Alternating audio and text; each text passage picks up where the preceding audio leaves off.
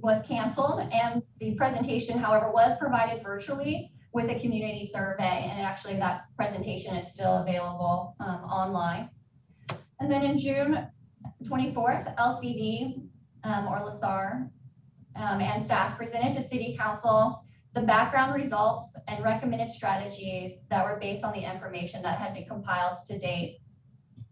Staff and consultants sought direction on the strategies that were further outlined in the draft Homeless Action Plan.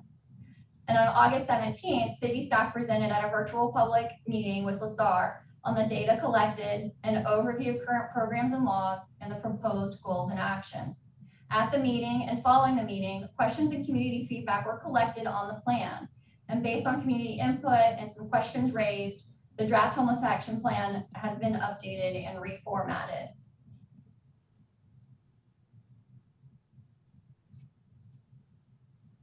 So as stated, a big part of the initial phase of this project was to get community input, and that was done in multiple ways. So first were stakeholder interviews. These were one-on-one interviews with some local stakeholders. City Council was interviewed, as well as other regional and local service providers for homelessness. We did a virtual public presentation that I just talked about, and over 200 people had registered as viewing that presentation. We also did a community input survey and we received around 130 responses from all areas, including Leucadia and Cardiff by the Sea.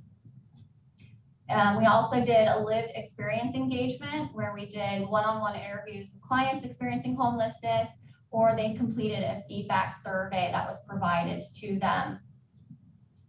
In addition, we did a virtual public workshop. Due to the pandemic, it could not be held in person. And this was on August 17th, in which staff and the consultant responded to questions that were raised at that meeting. And then we also followed up with any additional questions that we were not able to respond to at that time. We provided a link on our project webpage with additional questions and responses.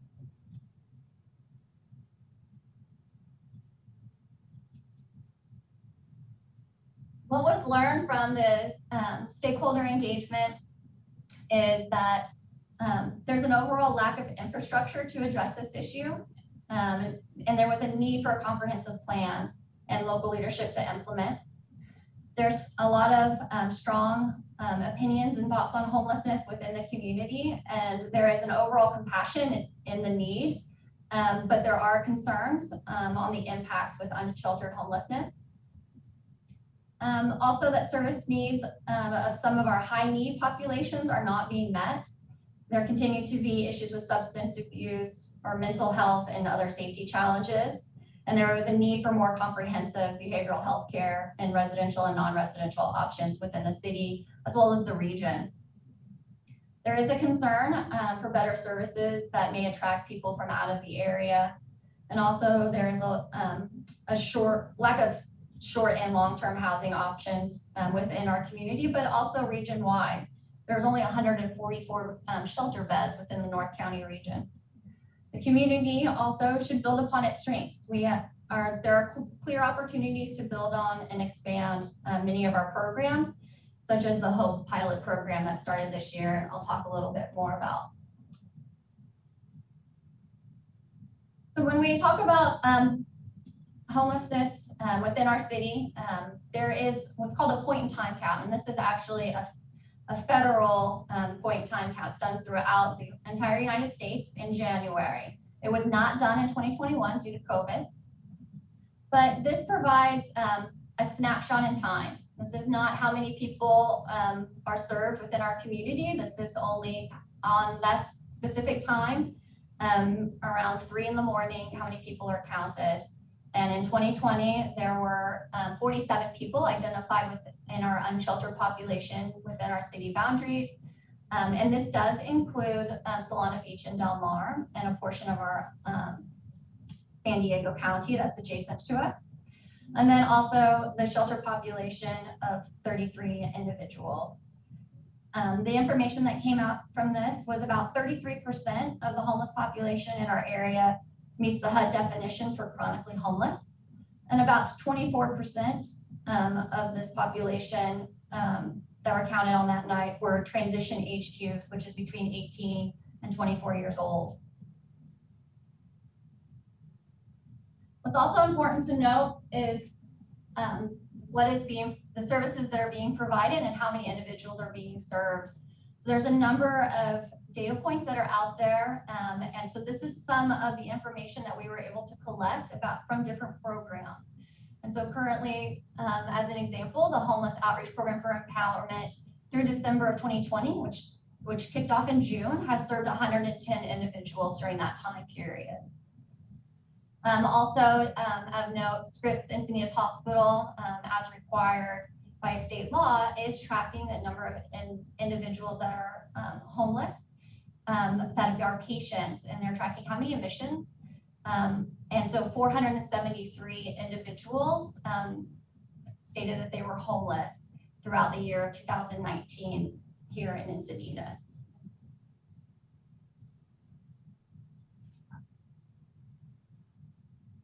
This information was presented previously, but I wanted to go over it some more, and for the public that's joining us now that may have not seen it. So when we look at homelessness, there's components to an effective homeless crisis response system. And we know from research and case studies that successful communities, these are the components of that system. And they represent a regional approach. There's not a single city, especially one of our size, that would potentially have every component. And it does require partnerships to be had within our community, with our region, and adjacent communities. So just a note of a couple of these. So homelessness prevention, this is preventing homelessness by ensuring that households at risk of homelessness remain in their current housing. So we do this through rental assistance programs. Another component is diversion. So this is preventing homeless households from entering into the homeless system. It focuses on solving their housing problem. And sometimes that is putting them back in touch with their family members. And then also I wanted to point out the outreach. So these are street services that are brought to clients living outside or in our encampments, with a focus on connecting these households to housing as soon as possible. And like I mentioned, the HOPE program is an example of this. So in Encinitas, these are the components that we currently are providing. So we are working with CRC to provide some prevention and diversion services. This was done through the contract that we have through our Homelessness Prevention and Intervention Fund, with funds that we received from the state. The street outreach, this is an example of the HOPE program, which was with the city, the sheriff's department, and the county health and human services agreement. And so it's a pilot program for 1 year. Temporary housing, we do provide temporary housing through the safe parking program that was started in February of last year, and that provides 25 spaces. There are some permanent housing through rapid rehousing funding that CRC currently utilizes from the county. And then we also have housing authority. As the housing authority, we do administer Section 8 vouchers, but we don't have any kind of permanent supportive housing here in Encinitas.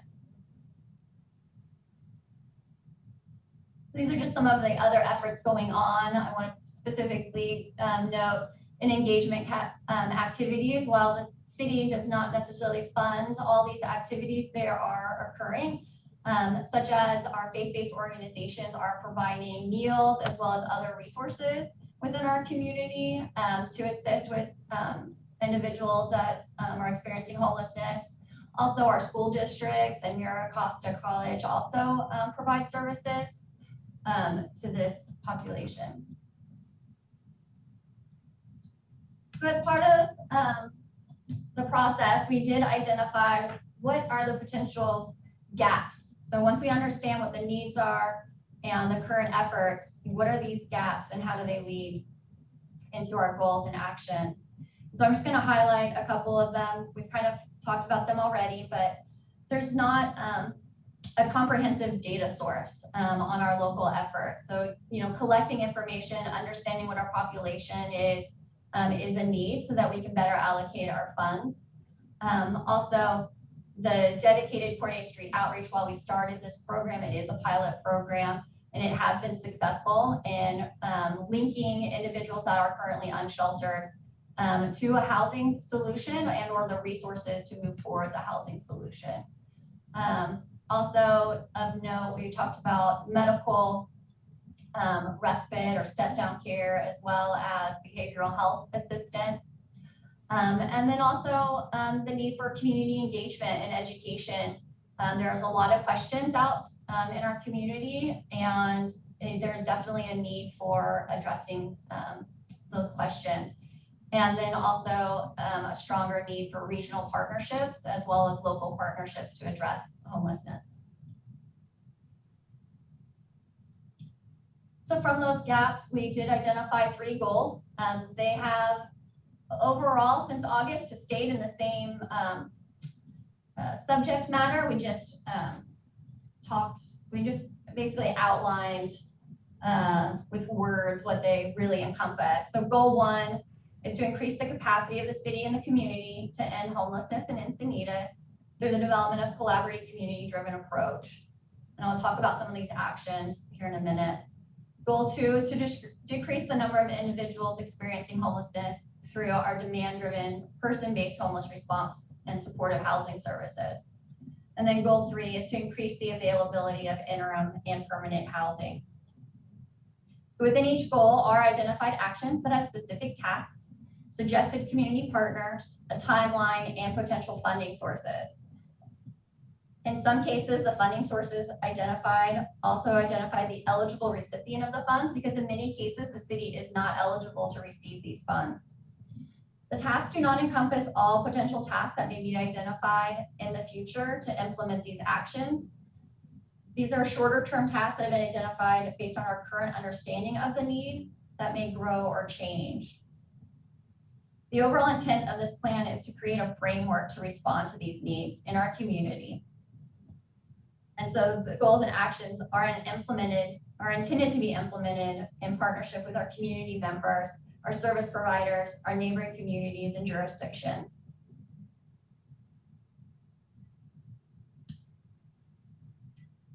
So under the first goal, there was 4 action steps with numerous tasks that were identified.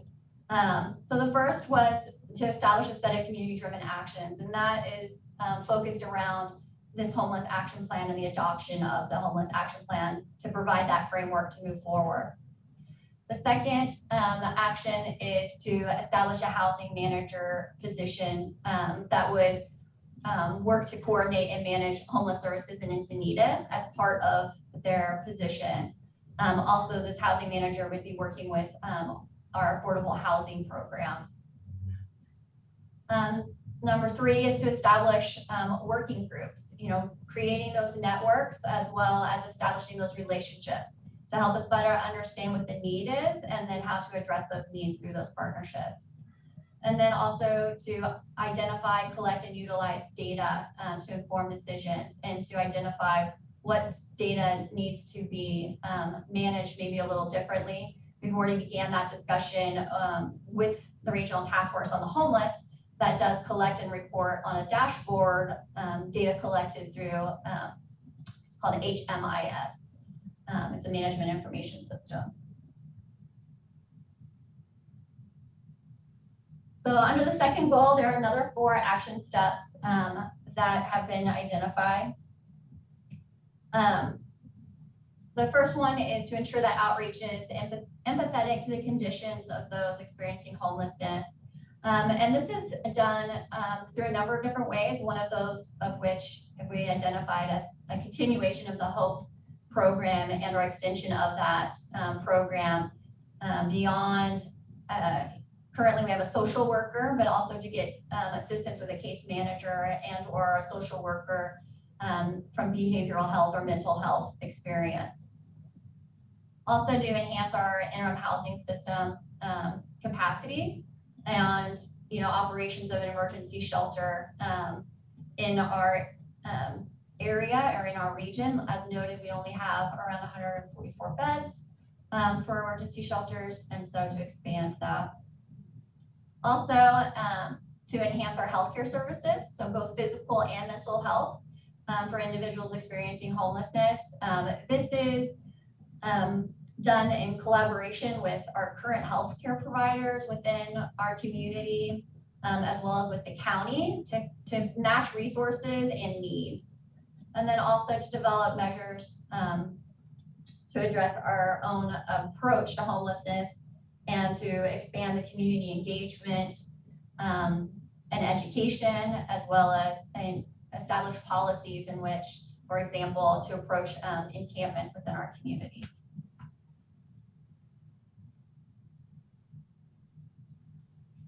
And under the third goal, to increase the availability of housing, there was 3 action steps that were identified. The first is develop strategies to maximize our existing housing stock and potential housing resources. One of the examples that was discussed as a task is to explore the usage of ADUs. There's a program currently in Los Angeles that looks at connecting individuals recently homeless to ADUs within their community. Also to, with our housing authority, explore strategies to expand our voucher program to support these households that are experiencing homelessness. And then also to work with our regional partners to expand our number of year-round shelter beds that are available.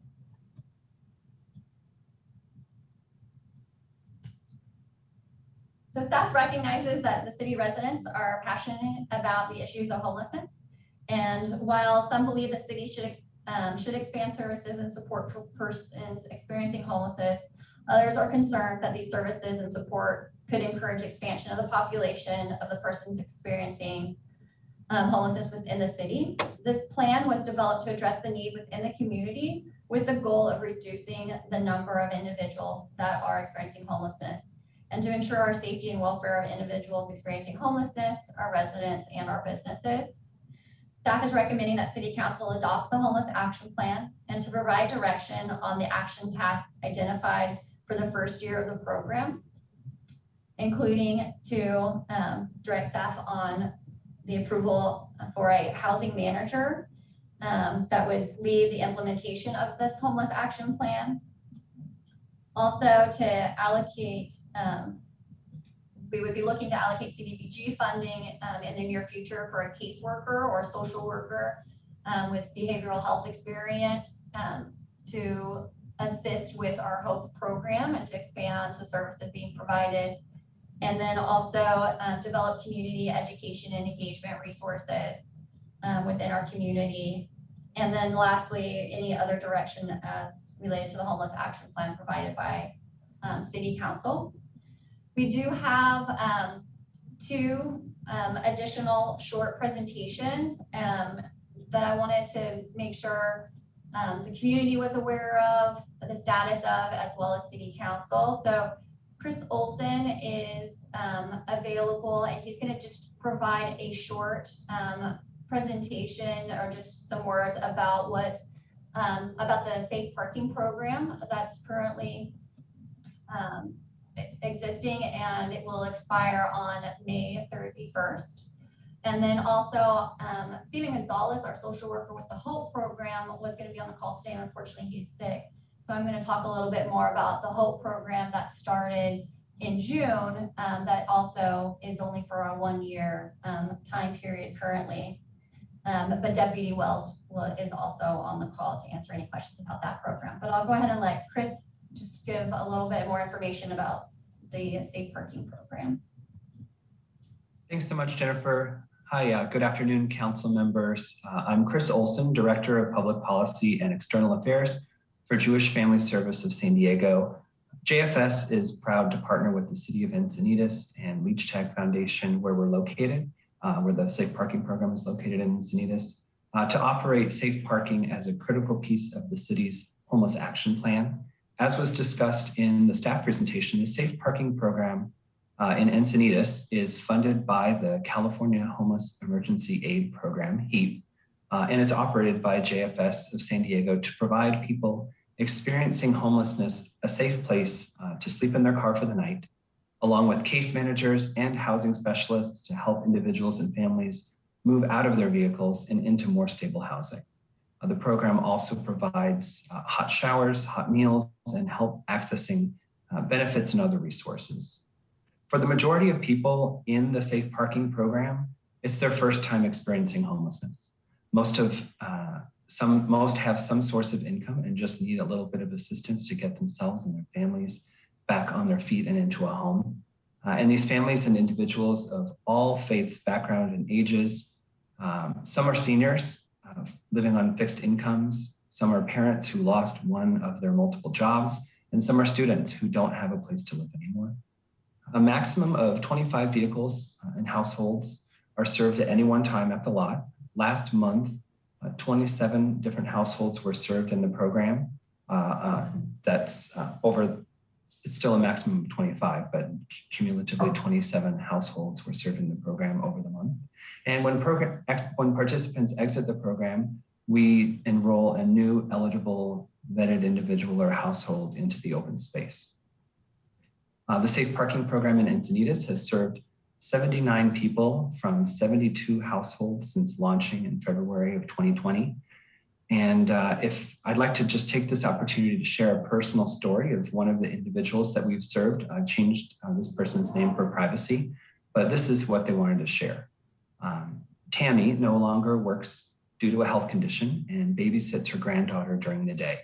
She was engaged with JFS's services and worked with her case manager to evaluate her budget. And they found that her largest expenses were her storage unit and gas. Because Tammy didn't have a place to live, she took her granddaughter to kid-friendly places, thus increasing her gas expenses. And with this in mind, Tammy found a room listed for rent where the landlord was happy to let Tammy babysit there. Tammy emptied her storage unit and was able to move into her new home relatively quickly. JFS is also grateful for the many community partners who have stepped up and provided meals, donations, and other services. And those partners include North County Justice Allies, San Diego Methodist Church, and Showers for Blessings.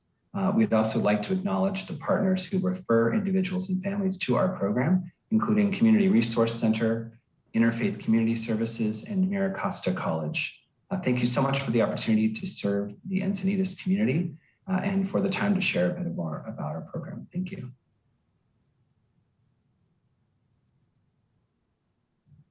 Thank you, Chris. And so I just wanted to provide an update on the HOPE program.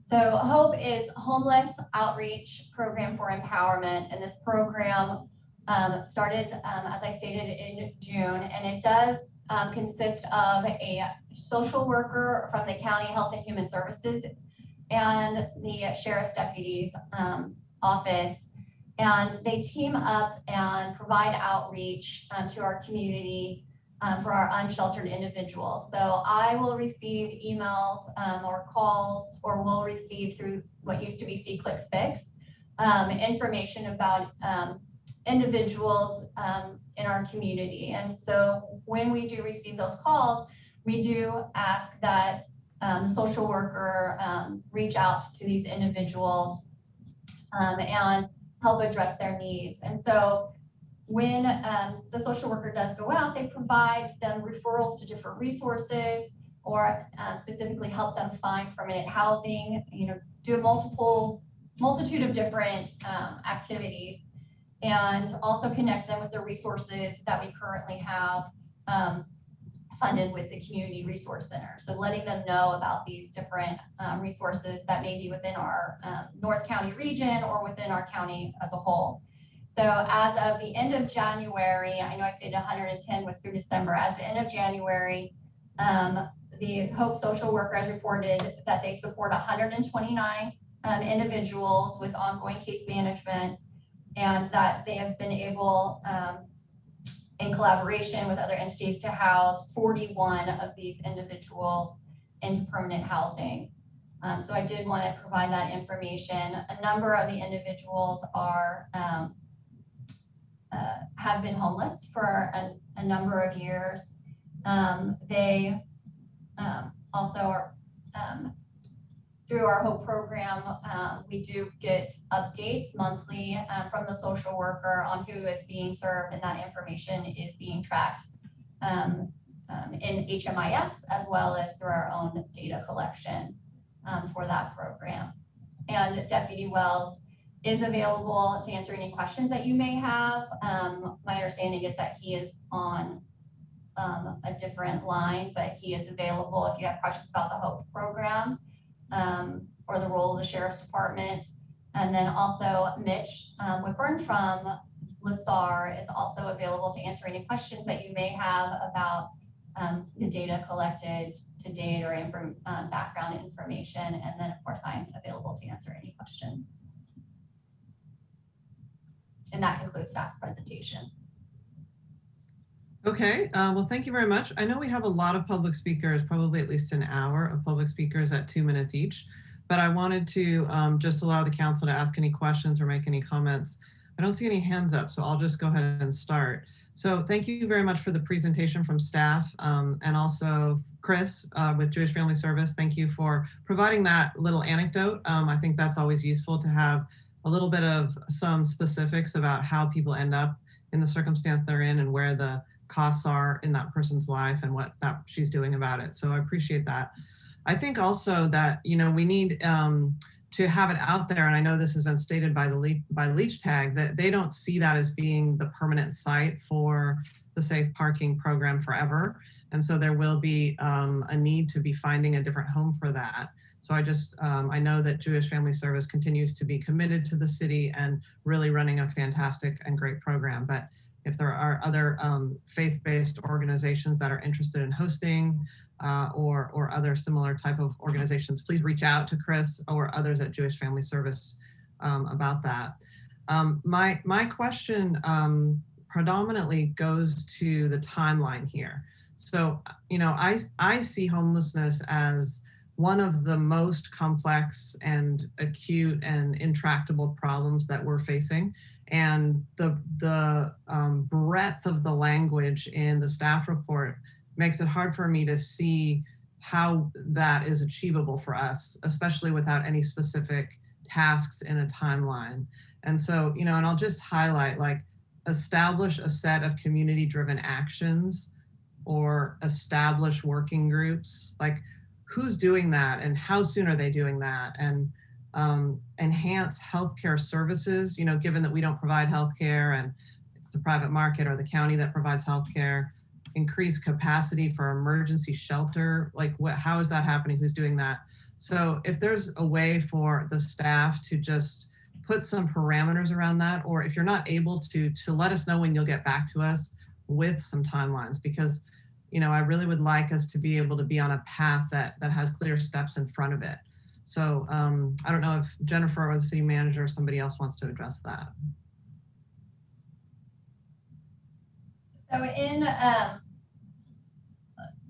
So one of the main things, obviously, that with our first year request was to have a housing manager to help implement this homeless action plan, that this could be a good a percentage of their, you know, daily job. And so we've identified timelines for the overall action, you know, to initiate within year 1 or year 2 or year 3 as we see it. But there may be opportunities as, you know, things are moving really fast in this realm. I mean, I've been working on this for the last year and learned a lot. But I'm also seeing that, you know, with either COVID funding or the county reshaping how they're addressing homelessness, as well as the Sheriff's Department, there's new resources that are coming available. And I would like to say that we would, as we continue to work through our working groups as well as our partnerships, that as these things come available, that we're ready to move on them or to, you know, establish new contracts or, you know, whether it's new shelter, providing support or supporting the movement of having a new shelter, you know, in a neighboring community, you know, and partnering with those organizations. But, right now I'm thinking that there's certain things that we know that we can get out and that we need to do within the first year. The housing is kind of a long-term need that will continue to be looked at, but, we really need some focused attention on that. Okay. I see Lillian has her hand up too, so I'll go ahead and call on her. So yes, thank you, Mayor. And if I may just build upon Jennifer's response, which I agree with wholeheartedly. So we've built into the executive summary, page 3 of the Homeless Action Plan, our strategy for year 1, year 2, and year 3, with the understanding that this issue is extremely complex and that our success will depend upon our ability to work collaboratively with our 101 community, our chamber, our Parks and Rec department, our faith-based groups that are doing numerous actions within the community. So to build a coordinated action, understand what they are all doing, what their capacities are, and then to organize our efforts in a cohesive way and then make well thought out decisions about how to progress that effort moving forward. The other thing that I just wanted to mention is that this housing coordinator, housing manager position is really key because there are so many resources out there in order to materialize this idea of long-term housing, to ensure that we have a long-term HOPE program, to ensure that we have mobile mental health services that are permanently providing services in our city. All of those things require resources, and there is a lot of grant money out there. And we sincerely believe that by having somebody that is focused on this issue, working collaboratively and getting the support of both our city community groups, our faith-based community members, and also working collaboratively within the region to synchronize those asks, that will really set us up for success. So, it is my sincere apologies that we're not as clear as you would have liked, but because of the number of opportunities that are out there, we do believe that this will be an evolving process that really starts with that position, making sure that we are making those routine meetings so that we are all on the same page and that we can utilize our resources in the most efficient way possible. And then I think by year 3, we will be able to have a fully built out program, and you will see that in our executive summary. Okay. I did see that timeline of 1 and 2 and 3, and I understand that we need to work collaboratively. This is an evolving process. And I understand that we also, of course, need that within the elected leadership and the professional staff to all be on the same page. I remain dissatisfied about an actual course of action here. And I fear that we have been working collaboratively and trying to find partnerships sort of for a long time, like for years. And I think that from my perspective, homelessness doesn't get better in our city without action. So I understand there's a diversity of opinion, but my belief is that we as a city need to act, and we need to have a sense of that accountability with where we're going. And I don't know if part of what the city staff needs to make that clear, to have more clarity around the specific steps, is to hear from every council member who agrees with that, or the majority, and we vote on it. But I guess having a homeless action plan, from my perspective, does involve specific steps, and I'm going to support hiring somebody into this position. But I would like to know, how soon could they be hired, and what are they going to be doing specifically? And so maybe this is something, clearly it's something that I personally need more information on, and I don't know if the community and my council members do as well, but as one of the top priorities and something we've been talking about and has been pretty acutely growing, especially with the number of complaints we get about Glen Park and street homelessness and the reality of the pandemic affecting people so substantially, and the potential and likely lifting of the moratorium on evictions. This problem, I feel that we as a city really need to get in front of it. And so, this seems to me like a good start, but I'm really looking for some more specifics here. So I'll go ahead and call on my council member colleagues, and then we'll go to the public comments. So Council Member Hinsey. Mayor specified a lot of the same questions that I have. And I think that the way that I see it is that whoever we hire is going to be hired to be responsive to the problems that we're facing right now, which in my opinion is chronic homelessness in downtown Encinitas. Some of the merchants' needs to have responsiveness in some way, whether it's from the police department or if it's from a HOPE worker, but that as we address these problems, the role of the housing coordinator is going to change. And so what I hope we can build into it is that we're really getting the data quickly to see what the success rate is, and that as the problems that we face evolve, we might have the flexibility to hire somebody different who has a specialization in something else, or having time finite periods where we're saying, if this isn't working, we're going to try a different approach. I too share the sense of urgency that we haven't even really begun to grapple with the housing insecurity issues that we're on the brink of once the rental relief runs out and once the eviction moratoriums end, and that at that time we might be seeing a whole different set of issues. And so my hope is that we can, hit the ground running, solving the problems that we're having today, but that we also have the flexibility in the future to be agile and address those future problems. Okay, thank you. Councilmember Kranz. Yeah, I disagree with the idea that this is our top priority. I think that it's an important issue. There's no question. I think that as a city, the leadership should be collaborating with our elected official partners in other jurisdictions as well as at the county, most importantly, because the Health and Human Services Agency is a function of the county. And so pre-pandemic, we were headed towards, I know there were meetings that were being conducted with the leaders of all the cities in the North County. And, that appears to have gone away.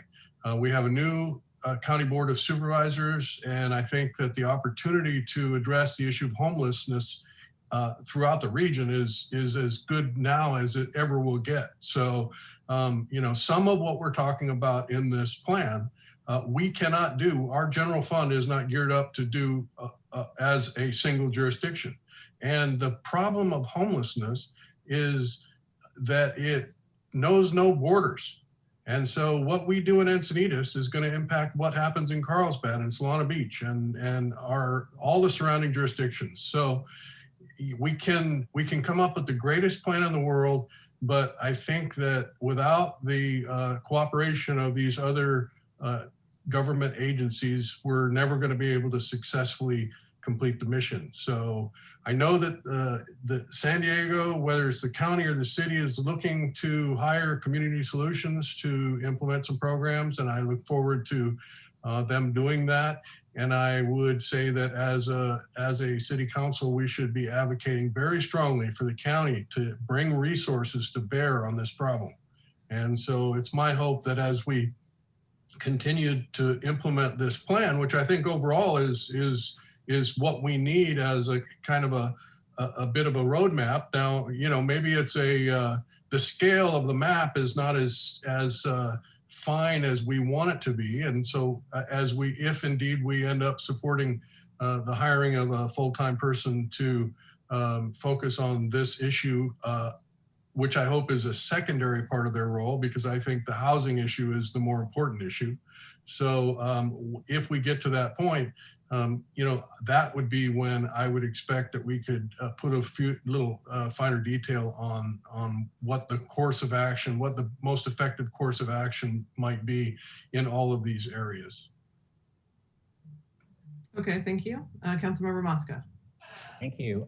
Just out of curiosity, I was wondering, I was really looking forward to hearing from Steve Gonzalez, because just hearing some really great things about the HOPE program and how much that's been doing. So I was wondering from staff's perspective, since it was a pilot program, is the board of supervisors or the county kind of talking about funding for this program going forward? I didn't read about that. Is there funding identified for the continuation of the HOPE program? That's an ask that I have that's going up the chain now with the county. All right. To see if that continuation. However, we are looking to expand or grow that program because the sheer number, what did he say, 129 now for one individual to case manage in partnership with CRC as well. But that's a lot of individuals. And also he started to go out at night now. And so we still have that need during the day. And so making sure that we had a couple of people based on our current needs for unsheltered individuals. So we're looking to allocate some community development block grant funds to help meet that need now. But before then, we really didn't have any outreach to our unsheltered population. Right. And that's what I was assuming, is that when we're talking about expansion, that we're presuming that there's also going to be that base from the county, that they're going to continue that program, especially now. I mean, now that we're talking about kind of organizing and having more of an infrastructure to be able to get the services and get folks into the type of housing that they need. I think that it's critically important that the county recognize that the HOPE program, which has already been successful, can only be more successful in the future, so the dollars are worth spending. And then in terms of safe parking program, the mayor talked about the fact that Leech Tag is not necessarily keen on being kind of a permanent site or a site for a long period of time. It was a temporary site. And so I was hoping, I know that Deputy Mayor Kranz had talked about this in the past, about kind of doing an audit of different locations throughout our city. Obviously, the safe parking program has proved, beyond a reasonable doubt that it's successful and that it's working to help those that are, that are starting to experience that kind of insecurity of housing, but they do have a vehicle and perhaps even have a job. And so we're trying to catch those folks before they hit the streets. And this program has obviously been successful. And so just kind of to get back to what Deputy Mayor Kranz was talking about over a year or so ago, about kind of putting together a list of different sites. The mayor talked about different nonprofits and charitable and faith-based organizations, wherever it comes from. Maricosta College was a site at one point in time too. I'd like to get back to that conversation and start having a conversation about various sites in our city that could be kind of candidates for this type of program. I didn't see any information on that, and I was hoping to have that information. I share my council colleagues' sense of urgency. This is obviously a large issue, not only for our city, but our region and our state. It is a complex, multifaceted issue. If it was easy, obviously it would not be something that would be discussing right now, which is why it hasn't been really solved. And with all the laws that have gone into effect recently on the federal level and case law and legislative acts, and with the pandemic, it's only gotten more intense. And so to not act and to not act as soon as possible only means that this issue gets more intense, only means that there are more people that are finding their way themselves without a roof over their head on our streets, and potentially falling down that spiral of mental illness. And so we need to act, and we need to act as quickly as possible. It's not lost on me that it was a short period of time ago that we didn't have any action plan, and that we were all talking about, look what Sacramento's doing, look at what this city's doing, in terms of action plans. The city of Sacramento has a very forward leaning action plan, and other cities do as well. And so I'm happy that we now are at the place where we're discussing our action plan and potentially enacting this action plan. And so, it allows us then to kind of organize, start to collect what we've been doing kind of piecemeal, and put together an infrastructure such that we can start to act as soon as possible. So I share the urgency. I also share this view that it's light on specifics. However, I understand that it's only been a year that we've been kind of discussing, not a year that we've been discussing solutions, because we've been putting in one-off kind of solutions for a while. But it's been about a year that we've been kind of in this action plan orientation. And so now that we have the action plan, which really sets up the infrastructure, now we really need more specifics. And we really need to know, different actions that we can take and that we can take collaboratively with partners in the region. So looking forward to all of the public comment right now. Okay, thank you very much. So let's go ahead and the city clerk can manage the public comment, call the names. Okay, we'll start, and as a reminder to all of our speakers, you do have 2 minutes. When you hear the timer, please wrap up your comments. Our first speaker is Cindy Cremona. Cindy, you can start when ready, and you do have 2 minutes. Mayor and Council, I recently found out the city has just replaced the original homeless action plan from August of 2020 with a new and far more detailed plan. I would venture to call this plan a classic bait and switch. The community was given little to no notice for our input or reaction before this new plan was put up for a vote this evening. Why is the city enacting such a plan when the point in time homeless count was down at least 3 years in a row? Why is the city in such a hurry to approve this plan when the residents are either unaware of it or haven't had a chance to read it?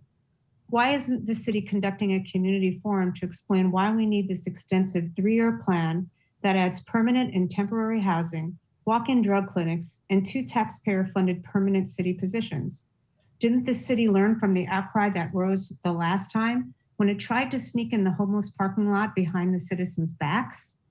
The city seems to gravitate towards never let a good crisis go to waste theory, and if there isn't a crisis, they create one. This time it's homelessness. Mayor Blakespear, I never received a reply from my very cordial email invitation inviting you to join us on Encinitas Viewpoint last week to discuss this plan. Lastly, isn't it time the city starts to consider having an in-person council meetings again? Surely we can have them in or outside while maintaining social distancing. After all, the residents are becoming restless and quite alarmed at this council's behind-the-scenes tactics and lack of transparency. Thank you. Our next speaker is Jordan Ingram. I don't see his name, but Kieran, is Jordan on the line? No. Okay, then we will move to Vicki Campbell. Vicki, you can start when ready, and you do have 2 minutes.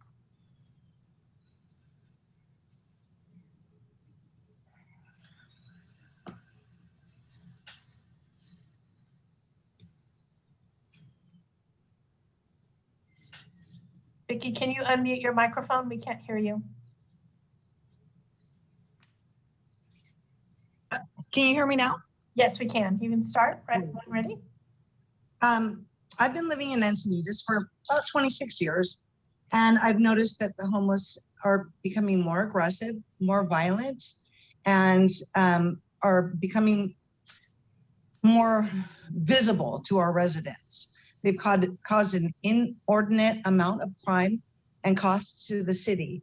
The Homeless Action Plan would voluntarily accept a plethora of problems, including crime, public intoxication, public defecation, and this is all bad for Encinitas.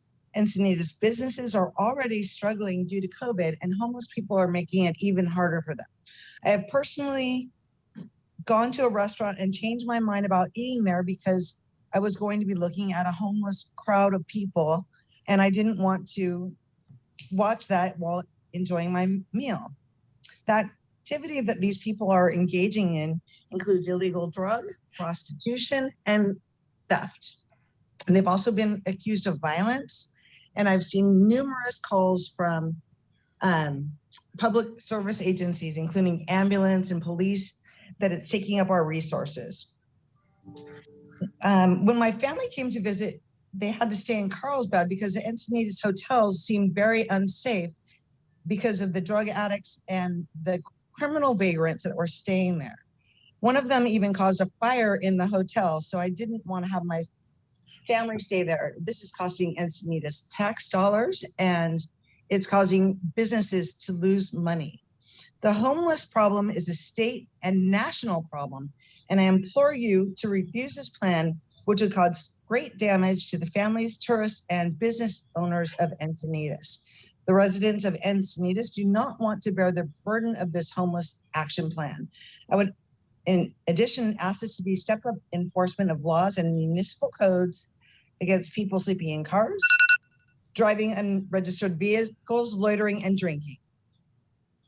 I guess is that my time? Yes, it is. Thank you. Our next speaker is Scott Campbell. Scott, you can start when ready. Okay, here I am. I actually agree with Councilman Mosca about this being a regional problem, and we shouldn't handle this on our own. What is the problem being solved here? I don't sure, but I hear lots of solutions. That's never a good thing. That just spends money. I believe as Adam Smith said, if you subsidize something, you get more of it. And that's what you guys are proposing. I asked the council to reflect, how was this handled in the past, 100 years ago or 200 years ago? How did societies handle this issue? And we should review that and see what the efficacy, and that's a key word to think about in other projects for the city, but we're not talking about that.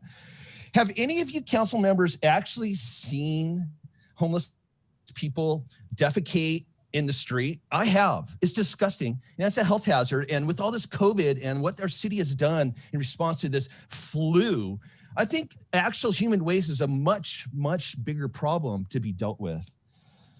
Instead of homelessness, why does the city address the lack of industrial base?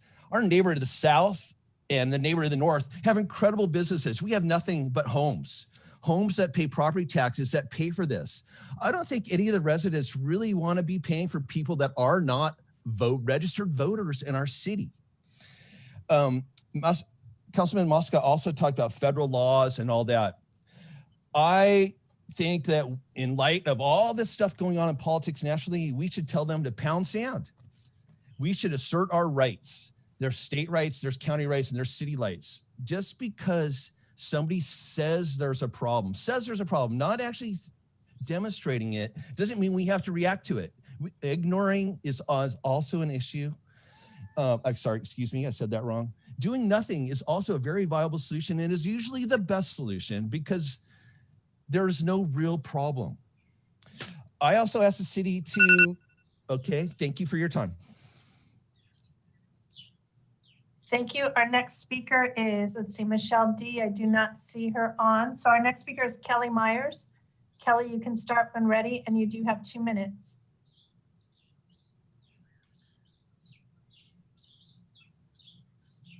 You just need to unmute your microphone, Kelly.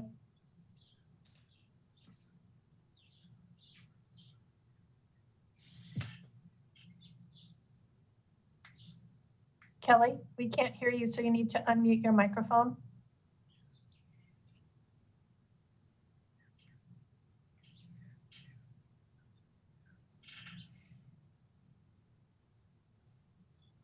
Karen, can you unmute her microphone?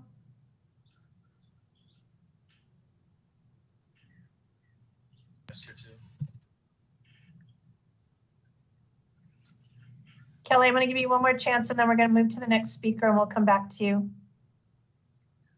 Okay, let's move to the next speaker, which is Marco Gonzalez.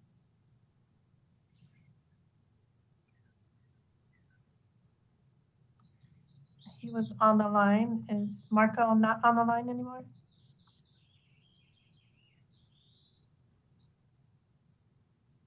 Marco, are you? Oh, there you are. Yep, I'm here. You can start when you're ready. You have 2 minutes, Marco. All right. Honorable Mayor, members of the council, Marco Gonzalez of the Coast Law Group, resident business owner here. Reviewing some of the comments on the staff report, it's clear that there are some interesting perspectives on homelessness here in Encinitas. For some people, there is no problem and we shouldn't be doing anything. We're moving too fast. For others, the problem is so huge and in our face that we can't go to our parks and beaches without having to watch people defecate in front of us. I think the lack of consistency in public perspective really should be taken into account here. Clearly, we have homeless people in Encinitas, and with the ending of rent eviction moratoriums, we're going to have more homeless people in our region, including here. I think we have to take particular care not to succumb to those who believe there's a solution in criminalizing homelessness, particularly these enforcement first crowd of people who will sometimes talk about how we have to force accountability and really create high barrier services for the homeless in an effort to move them to the surrounding communities. I think that the homeless action plan does a good job of laying out some concrete next steps. But at the end of the day, we've heard some talk about the HOPE program. Other communities call these HOT teams, homeless outreach teams. I think that boots on the ground is the most critical component, particularly working with Cardiff, Leucadia, Encinitas 101 Main Street groups to address those areas in downtown, in the beach areas, the commercial areas, where the homeless interface with the commercial and business groups creates kind of the higher visibility problems and really the problems that escalate into more difficult criminalization issues. I think we also need to segue into some encampment outreach, those areas of town where we have seen that be a problem. It would be nice to have some social work, HOPE-like teams going out into the bush to help those folks in those areas. Thank you, Marco. Our next speaker is Stephanie Wheeler. Stephanie, you can start when ready. You have 2 minutes. Hi, thank you. It is nice to hear that you guys want to slow down and get some more details before moving forward on a larger plan. I did send you all an email last night. You can read some of the points and issues that I saw with the plan. But I just wanted to reiterate that it just seems that we're working with junk data right now. We don't really have a grasp of who our homeless people are that are Encinitas residents. And until we know that, we can't really set any goals or do anything that's going to accomplish anything. The plan is also missing police reports and all of that kind of data when it comes to substantiating the vagrants and the drug addicts that are homeless and all the crimes that have been committed in Encinitas due to the homeless people being here, especially in all of our hotels right now and motels. I encourage you to expand your connections with the HOPE team, but also with caution, because when we're working with state money, we all know from the homeless lot, there's a lot of things we can't expect from people. And so oftentimes the HOPE team that I've experienced so far can't do much to get some of the homeless out of our parks already. I really do think you also need to work harder to get the community involved. COVID's been an issue, but as we move forward, the community needs to be involved, wants to be involved, and part of the solution here. Again, only 8 people were interviewed. You were only able to find 8 people. LaSar was only able to find 8 people to interview about their current homeless issues. And the data here just doesn't make sense until we know what we're working with. How can we put a plan together that's actually going to work? Thank you. Thank you. Our next speaker is Matt Wheeler. Matt, you can start when ready, and you do have 2 minutes.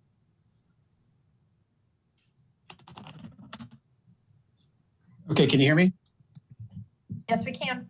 Okay, yeah, so I'll keep this brief because there's a lot of speakers, but I wanted to make my comments regarding around what I read in the report saying that we're looking at building on or expanding the safe parking program.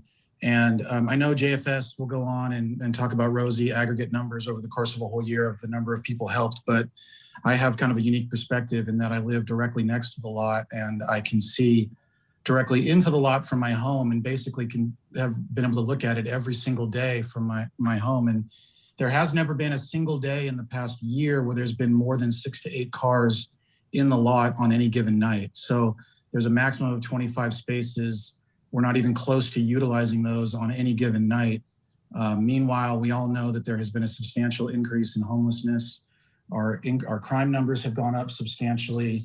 I've gone out in the streets and talked to some of these homeless folks. A lot of them are new to the town because they've heard that we are open for business for homeless folks. So we need to face the realities that advertising ourselves as being open to homelessness brings more homeless folks here.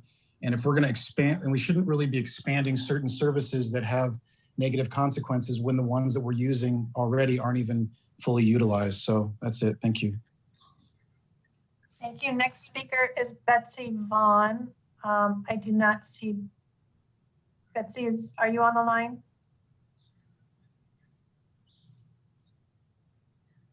You need to unmute your microphone. I think it's under Dan Vaughn. Is it? I have them both registered. Dan? Dan, you can unmute your microphone. Can you hear me? Yes, we can. Is Betsy speaking as well? Betsy intended to speak, but she had to leave for another appointment. Okay, go ahead. You have 2 minutes. Okay. I'd like to speak from my experience directing the Interfaith Rotational Shelter. This is one of the main shelter sources that we have in Encinitas. It's a temporary shelter. It only runs during the winter months, and it rotates every 2 weeks from church to church. Our clients are what the professionals would call episodic or transitional homeless. So they're not the chronic homeless. And this is not a low barrier program. Everybody's extensively pre-screened, drug screened, mental health screened. And who makes up that group? Well, every year we have families with children, and those children are attending our local schools. Many are singles, both young and old. And perhaps the most illustrative and heartbreaking case was a family of 5 who had just lost their daughter and sister to a rare leukemia.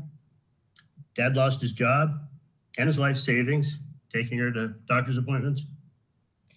They were grieving, they were homeless, they were scared.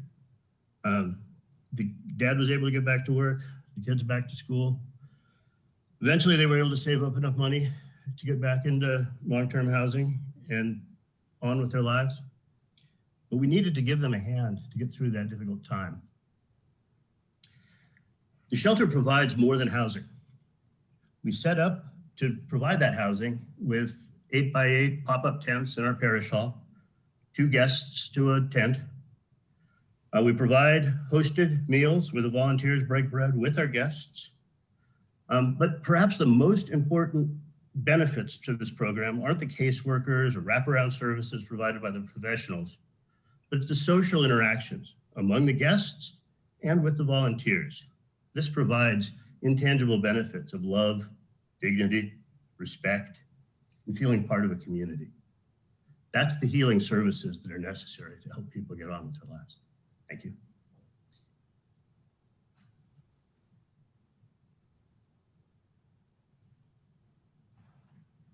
Teresa Baggett Roberts is our next speaker. You have 2 minutes. You can start when ready. Okay, hi, good evening, Mayor and council members. I have lived in Encinitas and worked here as well for over 30 years, and I strongly support the Homeless Action Plan and the hiring of a housing manager. It will provide a much needed system based on best practices for addressing the needs of vulnerable and struggling people in our community, with a goal of helping them get off the street and into permanent housing. I have worked with homeless people in San Francisco and am now a member of the Society of St. Vincent de Paul at St. John's Catholic Church. And while our ministry brings people who call our helpline some short-term material relief and spiritual comfort, we are almost always left praying for more long-lasting solutions. I have had personal contact and opportunities to hear about these people's lives. Each has a unique, heartbreaking story that directly or indirectly led to their lack of housing. Those of us who are fortunate enough to have shelter and everything that precedes and goes with that have a moral responsibility to ensure that people have consistent access to life's basics. There's no doubt that it benefits the entire community when all are cared for. Many cities in San Diego County, including Carlsbad, Oceanside, and Vista, have already adopted action plans to address homelessness. The consultants who worked on the plan at issue this evening have presented a thorough, well-researched professional strategy.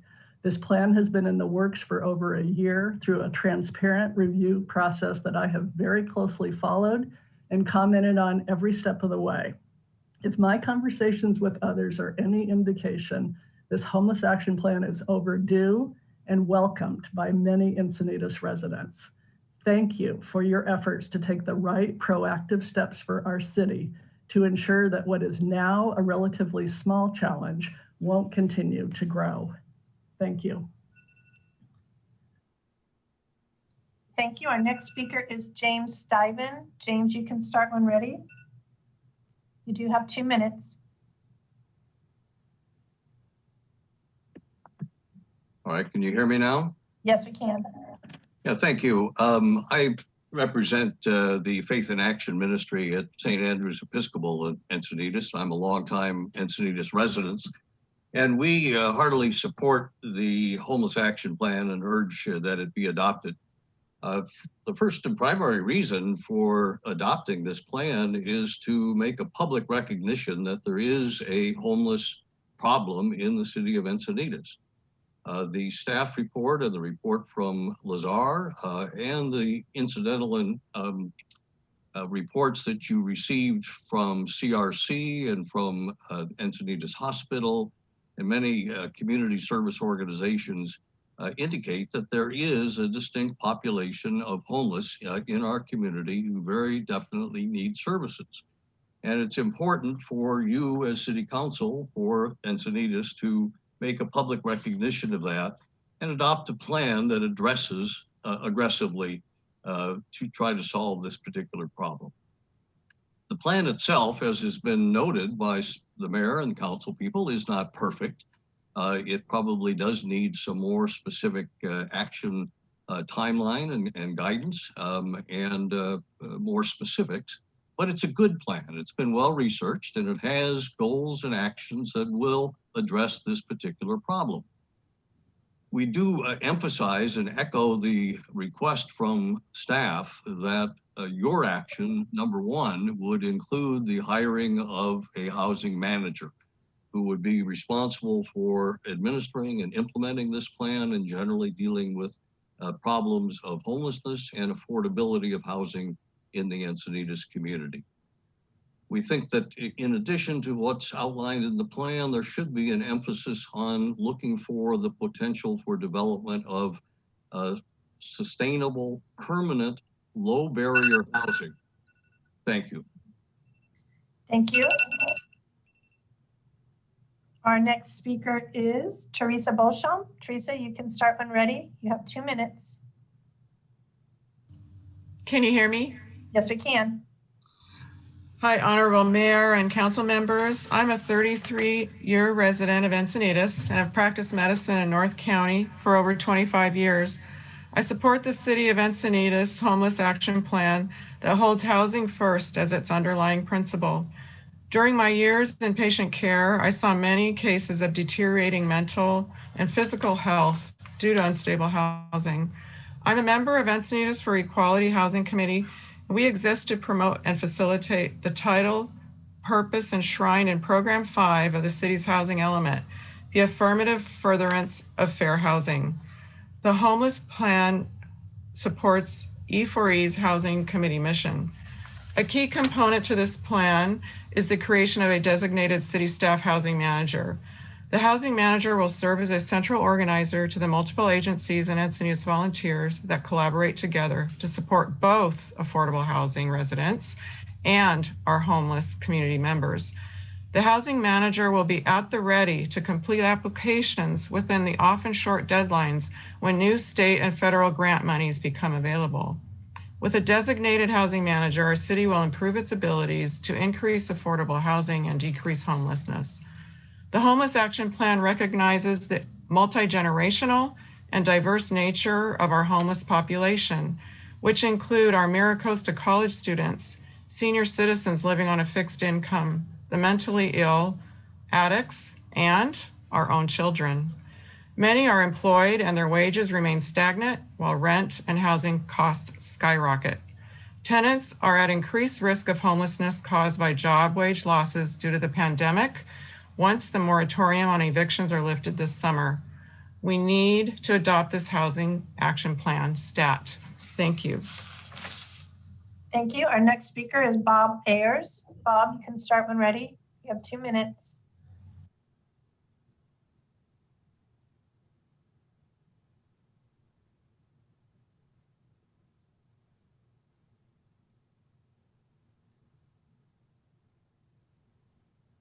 Just need to unmute your microphone. Yep. Oh, there you go. Yeah, sorry. That's okay. Good afternoon. My name is Bob Ayers. I grew up and still reside in Encinitas. It seems to me that a city of our size should have a plan for everything that impacts its residents. We have traffic plans, park plans, development plans. With parks, for example, we understand that one park does not serve all needs. We need dog parks, playgrounds, ball fields. One park does not serve all. Planning makes for better parks for our residents. I read all of the written responses to the Homeless Action Plan a few days ago, and the comments truly span the planning spectrum. Some responders thought this was not a big issue or not our problem. They suggested taking no action at all with our city resources. Another responder suggested that we adopt the plan of the country of Finland, which is probably the most comprehensive and full throttle plan that exists. Whether you, our city council, thinks homelessness is a very small problem or a big problem, we still need a plan. You, our city council, need to see things as they are, and they are complex. The plan, this one that's in front of us, considers all things because there's not one solution to all the causes and considering all the resources. This issue is growing. Those people at the bottom of the economic scale do not see light at the end of the tunnel. Things are going to get worse. We need a plan to do what we can. A plan leads to action, and the plan should touch the entire spectrum of causes and solutions. The city of the size of Encinitas is justified to hire an expert, and we've done that. LaSar Development is infinitely qualified to serve as our experts. Designating a city staff member is a great idea. We need a plan, and look, after 2 years of research, we have one. Now it's time for action. Let's start now with action and end up, as Councilman Cran said, end up with the greatest plan in the world. Will everybody be happy? Certainly not. But we'll be better off as a city, and our children will see that we are willing to help human beings less fortunate than we. Finally, I encourage you to choose a successor to Jody Hubbard, who brings your shared humanity to this issue. Thank you. Thank you. Next speaker is Allison Wolochowski. Allison, you can start when ready, and you have 2 minutes. Thank you. Honorable Mayor and City Council members, I wanted to take this opportunity as the Executive Director of the Cardiff 101 Main Street Association and as a resident of the City of Encinitas to ask you to support this homeless action plan. This plan is a starting point to begin to help all of our residents and businesses, not just the ones who are unhoused. This plan provides the City of Encinitas an opportunity to enhance some of the current actions as well as work to grow our city's responses. By adding an additional staff person and support for the current social worker and HOPE team, meeting the individuals where they are will begin to provide the resources needed to start to find a solution. Unfortunately, this problem is bigger than the City of Encinitas itself. It's a larger systemic issue, which has included the judicial system, police and sheriff's departments, and other bureaucratic agencies. There is also the overall lack of resources and understanding of the necessary and appropriate resources for these individuals, many of whom suffer from mental illnesses or have other special needs. Until the mental health component of helping this population is supported by state and federal funding, only then can solving this issue truly begin. This plan is providing a start to working towards addressing the mental health component of the homelessness issue. And since we are not at that point, I believe that the City of Encinitas has the responsibility to begin the process of doing what it can to help as many people as possible. Through the hiring of a housing manager and allocating resources, our community can begin the healing process for the unhoused as well as the residents and business owners within our city. Some would say allocating resources encourages the homelessness population to flock to our city. Yet statistics prove otherwise and tell us that the majority of homeless people in a community have lived in that community or in that zip code prior to becoming homeless. We also are to come up with a plan. Thank you. Thank you. Our next speaker is Tiana Heidig. Tiana, you can start when ready. You have 2 minutes.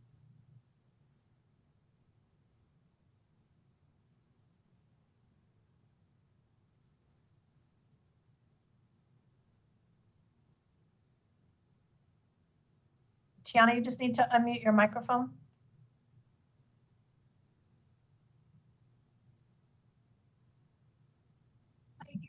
Can you hear me? Now I can. Okay, thank you. Okay, good evening. My name is Dr. Tiana Hayek. I've been a resident of Cardiff for over 40 years. Concerning the homeless action plan you are voting on tonight, I urge you to vote no. With the addition of homeless parking lot in Encinitas that you approved last year, I've seen nothing but more and more van lifers parking within our neighborhoods, an influx of transients and homeless, both mental and drug induced, laying around our parks, city streets, and beaches, and an increased rate of crime in our city. There are many areas within our community that I used to frequent with my young daughter that we choose not to anymore because, quite frankly, the homeless have taken over and it is just too dangerous for me to want to deal with. Prior to the homeless parking lot, the city of Encinitas did not have a problem with homelessness. You have created one. Besides a total conflict of interest with this LSR consulting, for me, the report is problematic in many ways. Out of the 60,000 people who live in Encinitas, the report concluded that as of last year, less than 80 people were considered homeless. Do we really have a massive problem here? Do we know how much this will cost? The report has none of those numbers for us. Where are the financials? Do you honestly think that by creating and expanding more by expanding more homeless services, that less homeless people will circulate our city? If passed through, our city will be a magnet, that already is, for more crime, more drug activity, more theft, more transient type people around our city streets.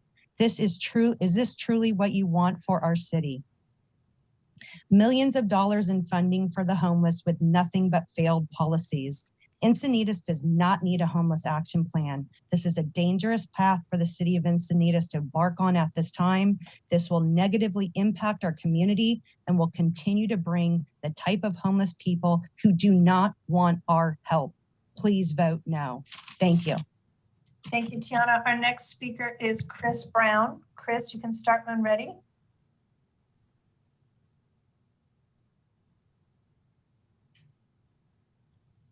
Can you hear me? Yes, we can. Okay, thank you. Good afternoon or evening now. As we all know, and it's been already fully explained here, this homelessness is a complex issue, and therefore there's no simple solution. My issue is the money. The amount of money that's already been spent on this issue and the proposed plan of action that you have already had put together is why I get irritated and frustrated. If you look at LA, San Francisco, and Oakland, my hometown, they are perfect examples of homelessness failures, and that their respective mayors continue to implement bad ideas, horrible execution, and wasting millions of dollars, not to mention the total destruction of the city, without actually helping the homeless. So when I see back in 2019, you guys paid a third-party agency develop a homeless action plan, my blood pressure started to climb. I've read through that action plan and I've ripped it to pieces. I've dug through deep data from what I can find online. And action step number 2 already recommends allocating funds to create this new position as a housing manager. To me, that's more money. That doesn't necessarily mean it's going to solve the solutions. The expectations of that one individual, if you read the responsibilities, there is absolutely no way they will be able to manage all of that, which means at some point that poor housing manager will again need an assistant, more money. As you continue to read that plan, it suggests allocating funding to expand the outreach efforts with a social worker. I urge you not to approve this. Thank you. Next speaker is Elena Thompson. Elena, you can start when ready.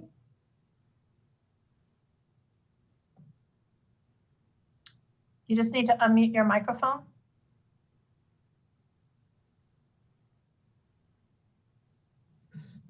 Hi, I'm here. There you go. I'm here to say that the city of Encinitas does not need a homeless action plan. I agree with all the other speakers. This is not an urgent issue for our city today. Why are we talking about this when the city is closed during a global pandemic? We have a relatively small homeless population, very capable charities anxious to do this work and doing it well. And this is a regional, not an Encinitas only problem. Our city's focus should be on keeping our businesses open and afloat, our residents working and encouraging the local charities to continue their work and keeping them engaged in this work with successful outcomes, not adopting yet another failed policy without any case studies showing any successes anywhere. As it is written, this plan is a cut and copy, one-size-fits-all approach to our small beach town with less than 100 homeless people. It mixes regional, local, national issues with what's needed in Encinitas. It's hollow in terms of representing the real issues in Encinitas and any solutions whatsoever that would make a difference in reducing versus growing homelessness. It's also absent financial analysis completely and does not indicate what this housing manager, homeless housing manager, will cost the taxpayers. Goal number 1 in the report, I do support, but that too can be handled by local charities to get these people off our streets, out of our parks, and off our beaches. In fact, charity permits in Encinitas, as well as any funding, should be tied to performance metrics that actually include identifying who these homeless people are and where they're from by the charities, not a city government official. They should include full health diagnostics before free food is given. Charities need to track all of this and should very closely so they can ensure they're doing their best work to get these people the help they need and the transitional housing they need. The plan is not necessary or a strategic imperative or a core priority for the citizens. Please vote no tonight and enlist your charities and hold them accountable to making this a success. Thank you for your time. Don't ruin Encinitas. Our next speaker is Lainey Cassis. Lainey, you can start when ready.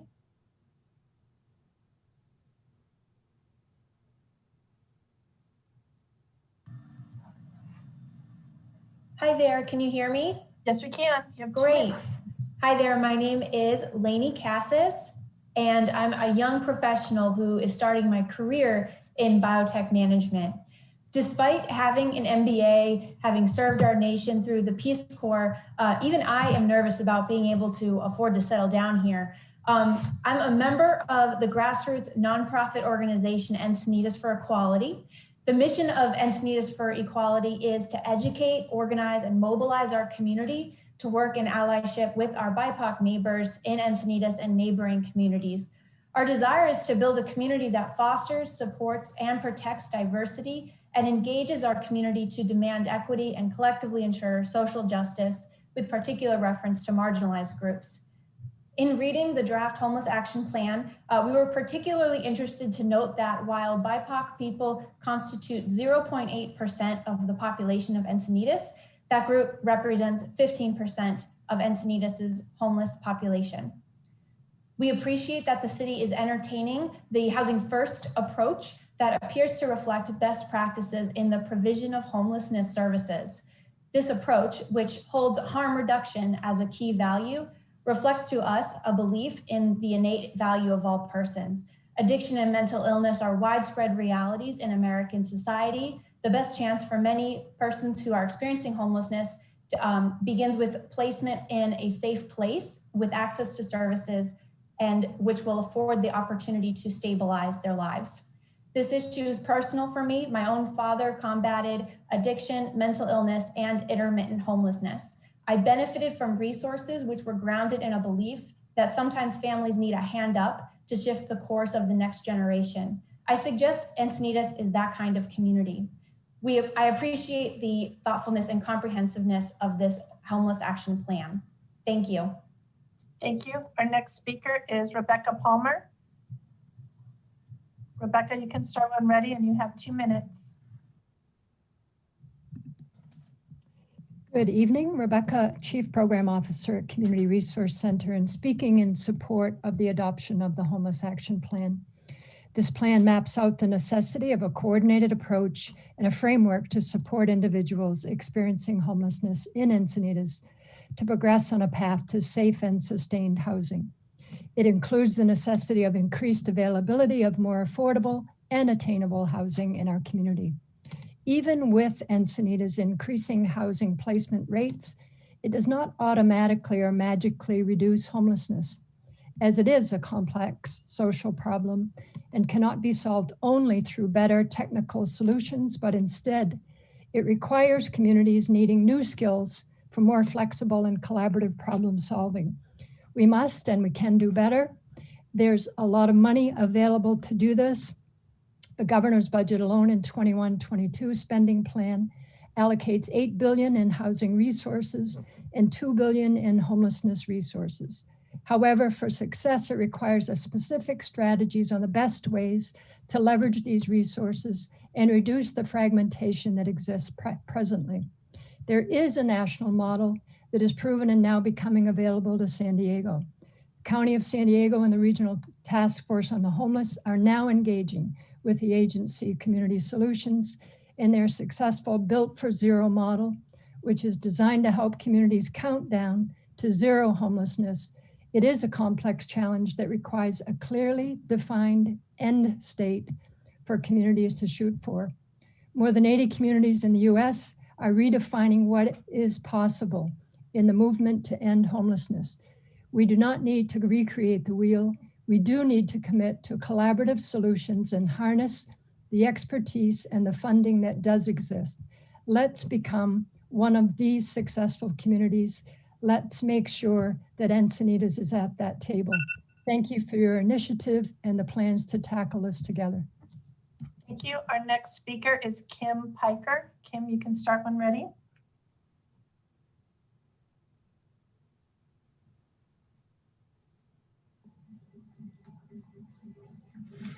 Hello, do you hear me? Yes, okay.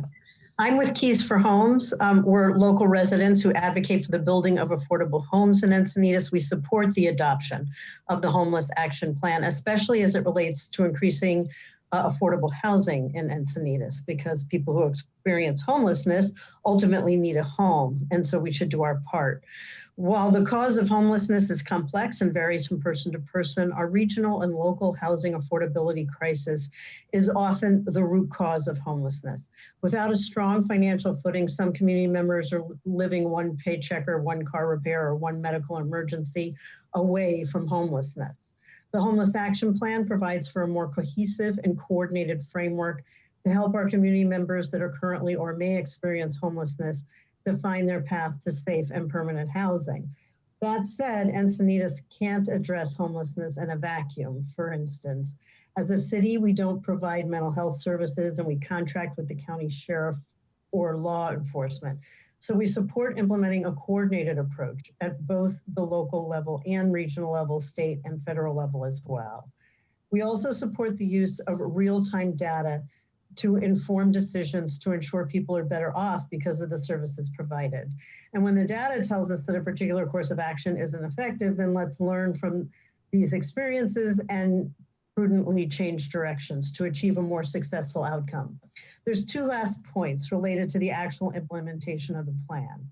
Please ensure that there's community engagement, including through the creation of a homeless working group or task force comprised of diverse viewpoints, and please focus on providing effective tools and support for our frontline staff who work hard every day on our behalf, including volunteers, our caseworkers, counselors, social workers, mental health professionals, our sheriffs, city and county staff, and so many others. So we hope you will adopt this housing action plan and homeless action plan. Thank you very much. Thank you. Our next speaker is Georgina Miller. Georgina, you can start when ready. Hi, can you hear me? Yes, we can. Okay, thanks. And thank you, Honorable Mayor and City Council, for the opportunity to speak tonight. I'm the coordinator of the Saturday Meals program at St. Andrew's Episcopal Church. We work in conjunction with the Showers of Blessing Ministries, which provides a mobile shower unit that provides showers, haircuts, and clothing to our homeless or housing insecure neighbors. We recognize that folks that come to our programs are members of our church family and our community neighbors. Our volunteers and guests get to know each other, seeing each other weekly, and we treat each other with respect and love. The outreach ministries at St. Andrews support the Homeless Action Plan as proposed as a meaningful way to assist our homeless and housing insecure neighbors. We recognize that it will help them move forward and recover from physical, mental, and economic challenges. Jennifer's done a great job of coordinating services, but a dedicated housing manager who can work in our community to build relationships and organize housing resources is critical. Thank you. Thank you. Next speaker is Linda Knowlton.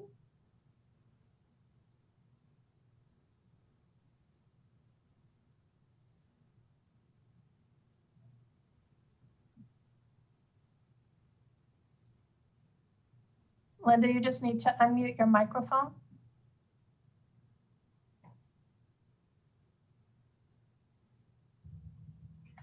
I'm sorry. That's okay. I would just like to continue with the Faith in Action group at St. Andrews Episcopal Church in support of the Homeless Action Plan. We've been spending a great deal of time reviewing as a ministry and understand the issues that are at hand, and we wholly support the City of Encinitas supporting this plan. Thank you very much. Thank you. Next speaker is Kathleen Stivan.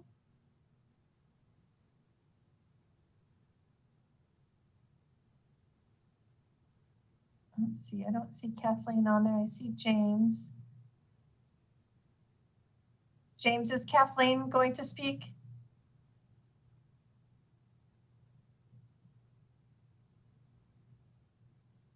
There we go. Hi, I was not going to speak. Oh, okay. But we support. We support. Thank you. Next speaker is Jeff Morris. Jeff, you have 2 minutes. You can start when ready.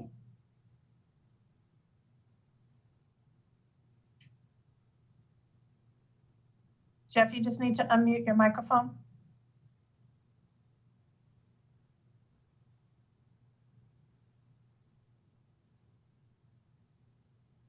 I think I got it. Is it that? Is that it? That's it. You can start when ready. Cool. Good evening, Congress.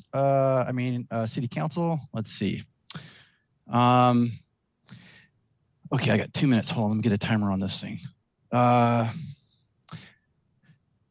I think that's something that's really important for our town would be us getting together, because we've got like this side and that side.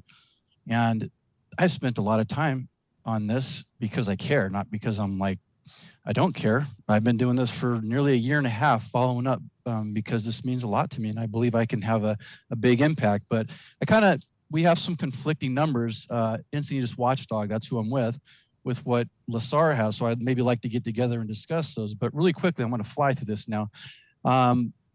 Before everything started, we had 2 years of declines in 2000 and 2017. We hardly had any homeless. We maybe had 10 cars if you drove up and down 101. So there was nothing. October 10th, LaSar showed up. And then by November 15th of 2019, the parking lot was kind of thrown at us.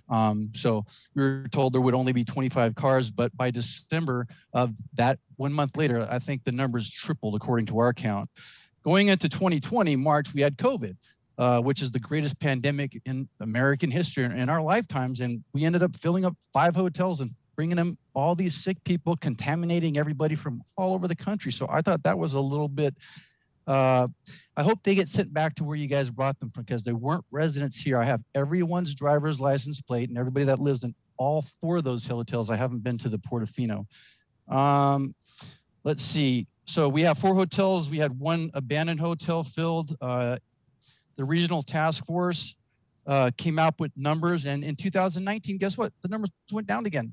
So what happened in between? Well, we know that we filled 4 hotels. The homeless didn't go in there and fill those hotels themselves. And the proof out of all of this is if you look at FBI Sandak mid-year 2020 crime report, The crime rocket skyrocketed in Encinitas and it went down in Solana and Carlsbad. They only came to Encinitas. They didn't go anywhere else. Mr. Morris, that is your 2 minutes. Okay, thank you. Thank you. Your next speaker is Gerald Ann Kessler.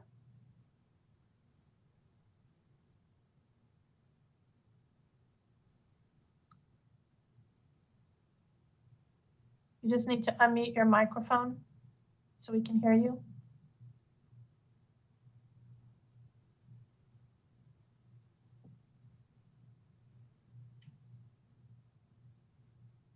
Joanne, we can't hear you, so can you please unmute your microphone? I'm just listening. You don't want to speak? No, nothing to say, just listening. Okay, thank you. The next speaker is Amber Turvroot. Hi, this is Amber Turvroot. Can you hear me? Yes, we can. You can start. Great, thank you. And good evening, Mayor and council members. As you've heard, my name is Amber Turvroot. I'm here representing Scripps Health. Scripps is a nonprofit integrated healthcare delivery system that serves San Diego County. And as you are all aware, Scripps Memorial Hospital Encinitas has served our city and surrounding communities for 60 years. We appreciate the opportunity to weigh in on the city's homeless action plan today. And we appreciate the thoughtfulness that Jennifer Gates and the Encinitas city staff have put into this plan to develop something that really responds to the unique challenges facing Encinitas' homeless population.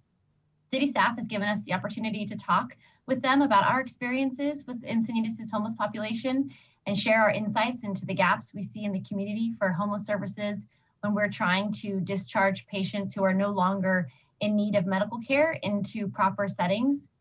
Community members who are homeless and seek care at our hospital tend to have very complex challenges that are unique to each individual. And as noted in the city's homeless action plan, with the implementation of SB 1152 in January of 2019, that really solidified much of the homeless discharge protocols that Scripps was already managing. But the state law also created new regulations on data gathering and new requirements for the hospital's homeless discharge processes. And so these new rules and requirements have resulted in our ability to make data-informed decisions in partnership with county and other community resources. And the rules have also made the gaps in community-based services more clear. So we know that the city's action plan is a living document and it's going to change. We're here tonight to really thank city staff for their work and to let you know that we look forward to continuing to be a part of this conversation. We also want to thank you for fostering a meaningful discussion on this important issue. We again appreciate Jennifer's work on this, and we recognize it's an extremely challenging issue. Amber, can I ask you a question? Yes.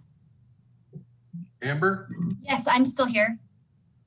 In the homeless action plan on page 21, there's action number 3, which is to enhance healthcare services for persons experiencing homelessness. In that, it goes through issues related to healthcare and your services. And as a suggested community partner, Scripps Memorial Hospital is listed.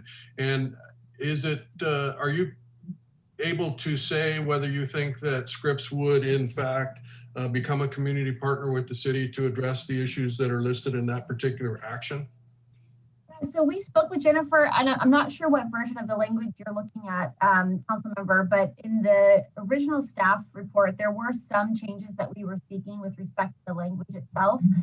But besides that, absolutely, we are very much interested in being a part of this conversation. We believe that the data that we're able to collect now and some of the information that we have would be very helpful in the city's work in this space. So yes, we do want to be a part of the conversation, and we certainly are happy to help where we can. That's great to hear. One of the earlier speakers mentioned the lack of industrial job base here, but we do have a significant regional employer in Scripps Memorial Hospital. So thanks for all that you do for the region. Our pleasure. Thank you. Okay, just one last call for, I have one participant, I'm not sure who it is. Jordan Ingram or Kelly Myers or Michelle D. I do not see them, so Mayor, that does conclude speakers. Okay, thank you very much to all the speakers. There was a great variety of comments, and some of them were really insightful, and we appreciate everybody's engagement on this topic. Councilmember Kranz, do you have your hand up still, or was that your question for Amber? No, that was my hand up to speak. Okay, go ahead. Yeah, I too want to thank all the folks who came on and commented, and all of the feedback that the city has received through its consultant Lassar during this process. I have always thought that the need for a plan to adopt was the right first step, and you know, because of a variety of circumstances, we took some other steps first, and now we're catching up. So I appreciate all the effort that has gone into this, especially in the midst of a pandemic. So tonight's commenters, I think that it is really remarkable the spectrum the comments span, and does reflect some of what was observed in the Homeless Action Plan about the strong feelings in our community.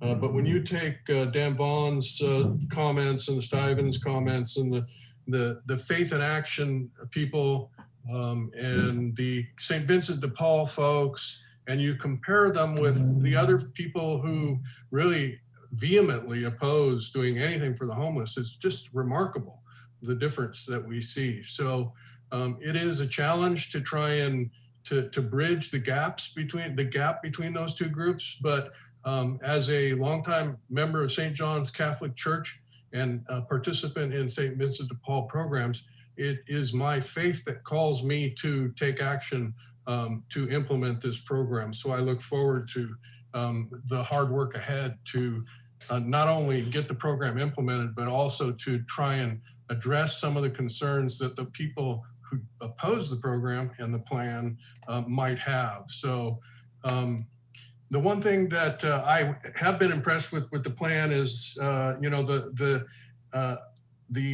in the plan, starting on at page 15, there is a lot of very detailed explanation of how to accomplish each action. And the one that I think has drawn the most attention is action number 2, establish a housing manager to coordinate and manage homeless services in Encinitas. And I'd like to share my screen here to share that in 2013 we had a homeless, not a homeless, it was a housing manager that was an employee of the city of Encinitas. And at that time he was retiring, and it was the decision of the council to not fill his position, but to instead take his responsibilities and divide it amongst staff. And I think in retrospect, that was a terrible mistake. And I would like to rectify that mistake by hiring another housing manager. And these responsibilities, I think, are very reasonable for that new hire to be taken care of. So, you know, when you see something like recommended all these things that would happen, including homeless programs here, it's important to note that this hire, as far as I'm concerned, should not be exclusively or even primarily about homelessness, but should be working hard to, you know, establish the city as a source for, you know, grants. We would like to go and apply for grants to try and address some of the issues that we have.